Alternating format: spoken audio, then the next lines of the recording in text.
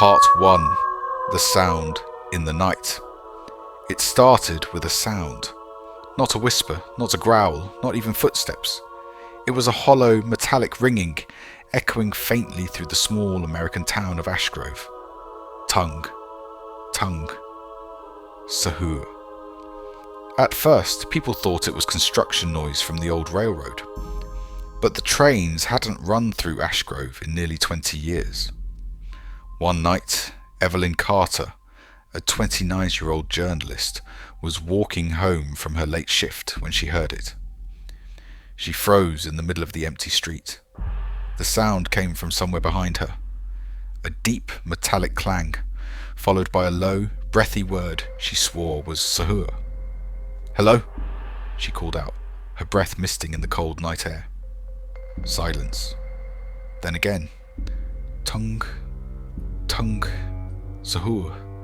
The hairs on her neck rose. It wasn't just sound. It felt like the street itself vibrated beneath her feet. She turned, but there was nothing. Just shadows, stretching too long under the broken streetlights. That was the night Evelyn decided to investigate. Part 2. Local Legends. Ashgrove was the kind of American town that had been dying slowly since the factories closed in the 90s. Abandoned houses, a half-shuttered mall, and long stretches of road where nothing moved after dark. The next morning, Evelyn asked locals about the sound. Old men at the diner shook their heads. Some laughed nervously. Others whispered as if the word itself carried weight. Finally, a retired railroad worker named Frank Dwyer leaned in close and said, "That ain't no train noise, missy. That's the warning. Folks heard it back when the accident started, back when people went missing near the tracks. Always the same, a clanging sound and that word, Sahur." Evelyn pressed him, but Frank wouldn't say more, just muttered, "Best you don't go listening for it." Of course, Evelyn couldn't stop herself. Part 3. The Investigation. Armed with her camera and recorder, Evelyn walked the abandoned railway that cut through the edge of town. Rusted tracks gleamed faintly in the moonlight. At exactly 2:37 a.m., the air turned cold. Her recorder crackled. Then, Tung Tung Sahur. The sound was louder here, heavy and echoing as if giant iron doors were slamming shut somewhere underground. Evelyn's flashlight flickered. "Who's there?" she shouted. Though her voice shook, the shadows seemed to move. Between two derelict boxcars, something shifted. A figure, impossibly tall, its outline shimmering like heat on asphalt. No face, no features, just an elongated shape that seemed half in this world, half in another. Her camera clicked on its own. Snap, snap, snap. The figure tilted its head. Then, in a voice like metal grinding on stone, "Sahur!" Evelyn bolted. Part 4. The Missing Files. Back home, she reviewed the footage. Static. But in 3 frames, the figure was there. Distorted, skeletal, its body made of wires and rust. Behind it, dozens of shadowy silhouettes that looked like people trapped inside the dark. Her laptop froze. Then words appeared across the screen. Tung Tung Sahur. The screen went black. That night, Evelyn dreamed of the railroad. She dreamed of children crying in the dark, their voices overlapping with that metallic rhythm. When she woke, she found rust on her bedsheets. Part 5. The Town's Secret. The deeper she dug, the darker the story became. Old newspaper clippings revealed that in 1978, an entire bus of factory workers vanished near the tracks.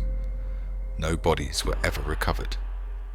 The only witness, a teenager at the time, claimed to hear a metallic clang and a word he couldn't understand. The police dismissed it. Every decade after, more vanishings, always around the same railway, always unsolved. Locals had a name for it, the Sahur curse, Part 6. Action and Confrontation. Evelyn refused to back down. She returned to the tracks, this time armed with Frank Dwyer's old lantern and a crowbar. At 3 a.m. the sound came. Louder. The ground shook. Tung Sahur. Figures clawed their way out of the darkness between the boxcars. Skeleton-like shadows, their jaws opening in silent screams. Their bones shimmered like iron. Evelyn swung the crowbar, but it passed through them. Their hollow eye sockets turned toward her. From the shadows, the tall entity stepped forward, dragging a massive iron bell that struck the ground with each step. Tung, you are late for the Sahur. It reached for her. Part 7. The last moment. Solve. Twist ending. Evelyn remembered something from Frank's story. The accidents always happened when the bell rang. She focused on the lantern, holding it high. The entity hissed. The light seemed to push the shadows back. Thinking fast, she smashed the lantern against the iron rail. Flames erupted. For the first time, the bell stopped ringing. The entity let out a screech like grinding metal and dissolved into smoke. The skeleton shadows scattered, sucked back into the cracks of the earth. The noise ended. Silence. Breathing heavily, Evelyn dropped to her knees. Her recorder was still running. On it, a final whisper. Sahur is not gone. Only waiting. Epilogue. The hint Evelyn published her story. Most dismissed it as folklore. But Frank Dwyer found her weeks later, pale as a ghost. "They'll be back," he muttered. "Every time someone listens for the sound, it calls them. You didn't end it, girl.